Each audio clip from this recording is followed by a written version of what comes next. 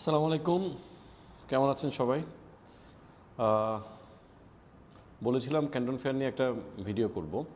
So এই ভিডিওটা সেই কারণ প্রচুর মানুষ ক্যান্টন ফেয়ার আসেন অনেক আশা নিয়ে, কিন্তু অনেকে আসলে বুঝতে পারেন না যে এই ক্যান্টন ফেয়ার থেকে কী নিয়ে যাবেন, মানে কেন তাদের ক্যান্টন ফেয়ারে ভিজিট করা উচিত। প্রথমে কিছু বিজনেসের চ্যালেঞ্জের কথা বলে রাখি। আমি যেহেতু চায়নাতে থাকি বা আমার সবসময় আসা যাওয়া ছিল, সবাই মোটামুটি আমার কাছ থেকে, যারা আমার ফ্রেন্ড লিস্টে আছেন বা পরিচিত অপরিচিত, অনেকেই আসলে জিজ্ঞেস করেন, টেক্সট করেন যে ভাইয়া একটা ভালো পরামর্শ দেন যে কি করা যায়। প্রথমে বিজনেসের চ্যালেঞ্জগুলো নিয়ে আমি কিছু পরামর্শ আপনাদেরকে দিব। আপনাদের ভালো না লাগলেও একটু তিতা লাগবে কথাগুলো, সত্য কথা তো সবসময় একটু তিতা লাগে, তো ওই জন্য আপনাদের হয়তো ভালো নাও লাগতে পারে। প্রথম কথা হচ্ছে, আপনাদেরকে ডিসাইড করতে হবে, সিদ্ধান্ত নিতে হবে আপনারা ব্যবসা করবেন না চাকরি করবেন। কারণ ব্যবসা করতে গেলে এক ধরনের মাইন্ডসেটের প্রয়োজন আছে, চাকরি করতে গেলে আরেক ধরনের মাইন্ডসেটের প্রয়োজন আছে। যারা মনে করে থাকেন যে চাকরির সঙ্গে পাশাপাশি ব্যবসা করবেন, তাইলে কিন্তু এই ভিডিওটা তাদের জন্য না। মানে এটা আসলে কোনোভাবেই বাস্তবিক অর্থে সম্ভব না। মানে আপনি চাকরি করুন পাশাপাশি ব্যবসা করবেন, এটা সম্ভব না। হ্যাঁ, আপনি চাকরির পাশাপাশি কিছু ফিক্সড ইনভেস্টমেন্ট করে মানুষ, যেমন কারো রেস্টুরেন্টে ইনভেস্ট করে বা শেয়ার বিনিয়োগ করেন, অথবা কোনো জায়গায় আপনি কোনো একটা পার্টনারশিপ কিনতে পারেন, যেটা সুপ্ত বিনিয়োগকারী হিসেবে আপনি থাকবেন। এই ধরনের বিষয়গুলো করা যায় চাকরির পাশাপাশি। সেটা নিয়ে আমার কোনো মতামত বা পরামর্শ নাই। তা আমার পরামর্শ হচ্ছে, যেটা হচ্ছে বেসিক্যালি যারা ডেডিকেটেডলি কোনো বিজনেস করতে চাচ্ছেন চায়নার সঙ্গে। আমরা সবাই জানি চায়না হচ্ছে পুরো পৃথিবীর একটা বিজনেস হাব, এটা পুরো পৃথিবীর ম্যানুফ্যাকচারিং হাব বলি আমরা। এখানে এমন কোনো আপনি পণ্য পাবেন না, এমন দামে আপনি পণ্য পাবেন না, এটা আসলে সম্ভব না। মানে অবিশ্বাস্য দামে পণ্য এখানে পাওয়া যায়, এটা একদম সত্য কথা। তাই অবিশ্বাস্য দামে পণ্য পাওয়া গেলেই যে আপনি ব্যবসা করে কামিয়াব হয়ে যাবেন, এটা কিন্তু বাস্তবতা না। বাংলাদেশের বাস্তবতা সম্পূর্ণ ভিন্ন। দুইটা জিনিস করতে পারেন আপনারা। গ্লোবালি নিজেদেরকে পজিশনিং করতে পারছেন কি না, গ্লোবালি বলতে আমরা যারা বলি ইবেতে বিজনেস করা, অ্যামাজনে বিজনেস করা, এটা মানে আমার যে অভিজ্ঞতা, আমি চায়নাতে ক্যান্টন ফেয়ারে আসি 2005 সাল থেকে। সবসময় যে আসতাম তা না, 5, 6, 7 এভাবে 10 পর্যন্ত রেগুলারই আমি ক্যান্টন ফেয়ার অ্যাটেন্ড করি। মাঝখানে অনেকগুলো বছর আমি বাদ দিয়েছিলাম, যেহেতু আমি বাংলাদেশে গিয়ে ফ্যাক্টরি করে উৎপাদক হওয়ার চেষ্টা করেছিলাম। সো সেটা অন্য স্টোরি, অন্য আরেকদিন বলবো। তো এখন যেটা হচ্ছে, ক্যান্টন ফেয়ারে মূলত এখন বর্তমান সময়ে মানুষজন যারা আসেন, তারা মূলত যারা অনলাইন বেস ব্যবসা করেন, কারণ পুরো পৃথিবী কিন্তু অনলাইনে চলে গেছে। মানে আমরা হোম ইউজের যে কথাগুলো বলি, মানুষের ডেইলি নিডের যা আসে, বাংলাদেশে থাকতেও বা এখানে থাকতেও যে কোনো কিছু প্রয়োজনে সবসময় কিন্তু আমরা অনলাইনে কিনে ফেলি। মানে মার্কেটে গিয়ে কোনো কিছু কেনাকাটা করবো এই সময়টা কারো হয় না, যার কারণে অনলাইন সম্ভাবনাটা অনেক বেশি হয়ে গেছে। ওইটা অনেক বেশি, মানে বাংলাদেশেও যেমন বাড়ছে, আর পৃথিবীতে তো এটা এক কথাই অবিশ্বাস্য পরিমাণে বেড়ে গেছে। সব কিছু অনলাইন, সব কিছু। একটা ছোট সুই কিনবে, সেটা অনলাইন থেকে কিনে। সো যেটা ব্যাপার হচ্ছে, মানে এই ক্যান্টন ফেয়ারে যা দেখি, ম্যাক্সিমাম 85% মানুষ যারা অনলাইন বেস বিজনেস করে। আরও বড় বিষয় হচ্ছে, করোনার পর থেকে কিন্তু অনেক বড় বড় স্টোর বন্ধ হয়ে গেছে, ফিজিক্যাল স্টোর বন্ধ হয়ে গেছে। তারা ব্যয় নির্বাহ করতে পারে না, বিভিন্ন কারণে করোনার পর থেকে কিন্তু বন্ধ হয়ে গেছে। তা এরপর থেকে কিন্তু ওয়ার্ল্ড যে একটা অন্য ফেজে চলে গেছিলো, ওই ফেজে কিন্তু চলমান রয়ে গেছে। সো এখন মানে অনেক বেশি অনলাইন কেন্দ্রিক সব কিছু। যাই হোক, মূল বিষয়ে আসি। যদি ক্যান্টন ফেয়ারের কথা বলেন, যারা উৎপাদক, বাংলাদেশের চ্যালেঞ্জটা, ব্যবসায়িক চ্যালেঞ্জটা অনেক বড়।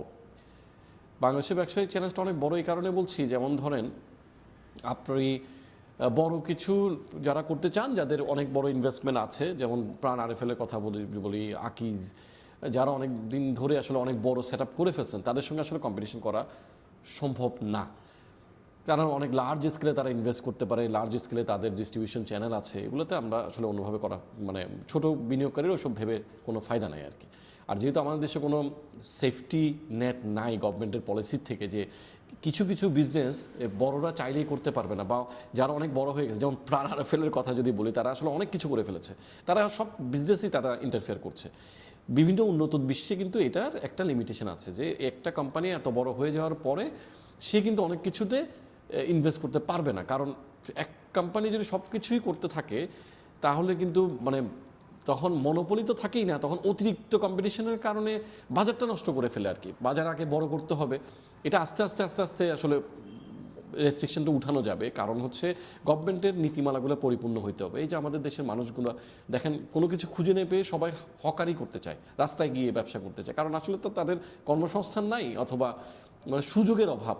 তারা কি করবে এরকম কোনো সরকার থেকে কোনো সুযোগ সৃষ্টি করে দেওয়া হয় না যে তুমি কৃষিকাজে ব্যবসা করো, তুমি অমুক খাতে করো, তমুক খাতে করো, তুমি ইলেকট্রনিক্স নিয়ে কাজ করো, ইলেকট্রিক্যাল নিয়ে কাজ করো, তুমি উদ্ভাবনী কোনো কিছু নিয়ে কাজ করো। এই ধরনের প্ল্যান আসলে নাই, কিন্তু চায়নাতে এগুলো আছে।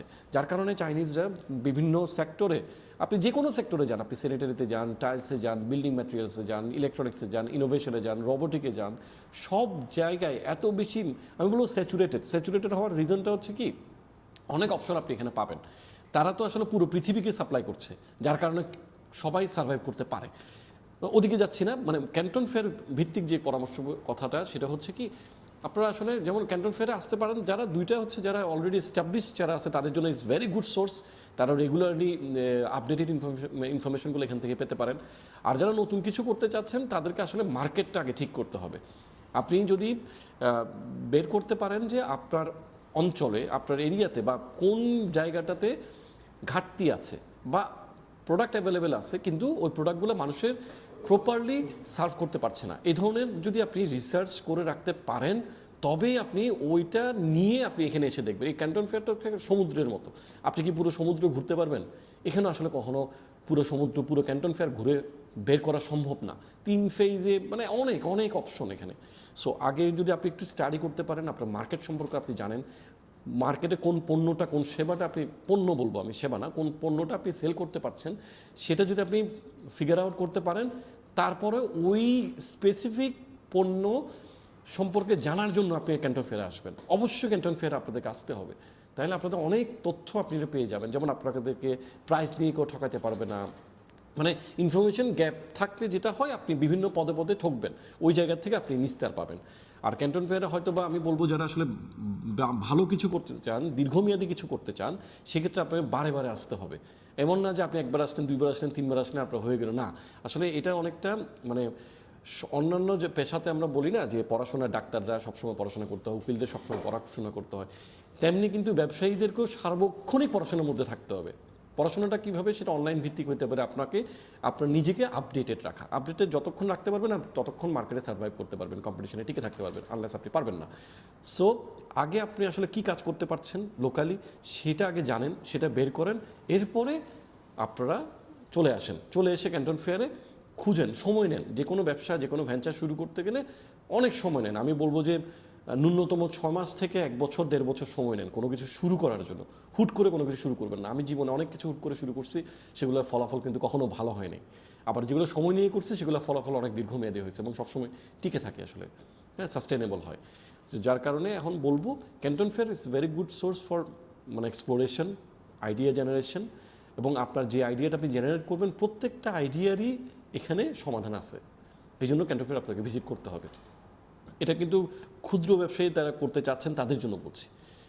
আর একটা বড় বিষয় হচ্ছে যারা আসলে গ্লোবাল স্ট্রেসটা নিতে পারবেন, যেমন অ্যামাজনে কিন্তু প্রচুর সেল, এখানে অনেকে মনে করেন অনেক কম্পিটিশন, অ্যামাজনে প্রচুর কম্পিটিশন হলেও অ্যামাজন এমন একটা প্ল্যাটফর্ম করে দিছে, আর ওইখানের বায়াররা এত বেশি ইনফরমেটিভ, ওরা অনেক বেশি নলেজেবল বায়ার। সো ওরা কিন্তু যেমন তেমন কোনো কিছু দেখে যে আপনার অ্যামাজন থেকে কিনে ফেলবে তা না, ওই জন্য অ্যামাজনের সেলার হইতে গেলেও আপনাকে অনেক বেশি ইনফরমেটিভ হতে হবে। সো ওইখানেও আপনাকে কিছু স্টাডি করতে হবে। যে অনেকে মনে করে যে এক্সিস্টিং প্রোডাক্ট আছে, সবাই খালি পরামর্শ দেয় ছোটো প্রোডাক্ট দিয়ে শুরু করার জন্য, এটা আমারও পরামর্শ ছোটো প্রোডাক্ট দিয়ে শুরু করার জন্য। কিন্তু যারা অনেকে আসলে একটু ব্যবসায়ে অভিজ্ঞ তারা কিন্তু চাইলে বড় প্রোডাক্ট নিয়েও করতে পারেন যে সেটা নিয়েও আপনাকে স্টাডি করতে হবে অ্যামাজনে কোন প্রোডাক্টগুলো। কারণ ক্যান্টন ফেয়ারে আসলে হবে কি, মানে সব সময় না, প্রতি 6 মাসে নতুন নতুন প্রোডাক্ট কিছু না কিছু বের হচ্ছে। এমন না যে আপনি অনেকগুলো প্রোডাক্ট নিয়ে অ্যামাজনে ব্যবসা করতে পারবেন বা ইবেতে ব্যবসা করতে পারবেন। আপনাকে সিলেক্ট করতে হবে 2-4টা প্রোডাক্ট, অল্প দিয়ে শুরু করবেন। তাও কিন্তু আপনার পুঁজি হইতে হবে মিনিমাম $10,000, $12,000 যদি না হয় আসলে এগুলো কিছু হবে না।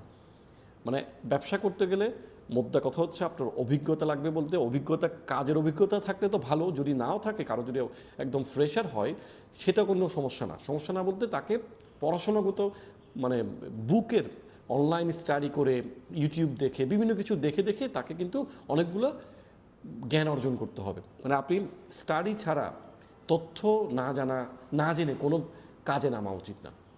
এটা ব্যবসায়ীদের জন্য একদম নাম্বার ওয়ান। মানে আগে যেমন অনেক কিছু সহজ ছিল, ইনফরমেশন গ্যাপের কারণে যে কেউ আসলে যে কোনো ব্যবসাতে নেমে যেতে পারতো, মানে ব্যবসা করাটা খুব সহজ হয়ে যেত আর কি। বাট এখন কিন্তু কম্পিটিশন অনেক এক্সট্রিম লেভেলের, মানে যারাই বিজনেস করছে তারা কিন্তু সবাই সুপার স্মার্ট। সো আপনাকে অনেক বেশি স্মার্ট হতে হবে, কাপড় চোপড়ে না, আপনাকে স্মার্ট হতে হবে মাথায়, বুদ্ধি দিয়ে। ওই জন্য আপনাকে একটু দূরদর্শী হওয়া লাগবে। আপনি সামনে কি হইতে পারে, কি চেঞ্জেস আসতে পারে। আরেকটা জিনিস সবসময় মনে রাখবেন, কোনো ব্যবসা দীর্ঘস্থায়ী না। আমরা অনেকে মনে করি যে আজীবন ধরে আমার ব্যবসাটা চলবে না। আসলে 3 থেকে 5 বছর সর্বোচ্চ, কারণ নতুন কিছু চলে আসবে, নতুন কিছু আসবে। আপনাকে চেষ্টা করতে হবে 1.5 থেকে 2 বছরের মধ্যেই কোনো একটা আইডিয়া জেনারেট করে ওটা করবেন, আবার নতুন নতুন যেন প্রোডাক্ট ওটার সঙ্গে যুক্ত করে আপনি টিকে থাকতে পারেন, সামনে আগে যেতে পারেন। এই জন্য অনেক বড় লম্বা ভিডিও হয়ে গেছে, প্রায় 10 মিনিট হয়ে গেছে, বেশি কথা মনে হয় বলে ফেলছি। মূল কথা যদি আমি শেষে বলি, সেটা হচ্ছে আপনাদেরকে একটু স্টাডি করতে হবে, জানতে হবে। আগে আপনাকে ব্যবসা শুরুর আগে আপনাকে মার্কেটটা তৈরি করতে হবে। আপনার মার্কেট যদি ঠিক থাকে তাহলে আপনি ক্যান্টন ফেয়ারে এসে আপনার যেই মার্কেটে আপনি যে পণ্যটা বিক্রি করবেন সেই পণ্যটা সোর্স করতে পারবেন। আজকে এই পর্যন্তই।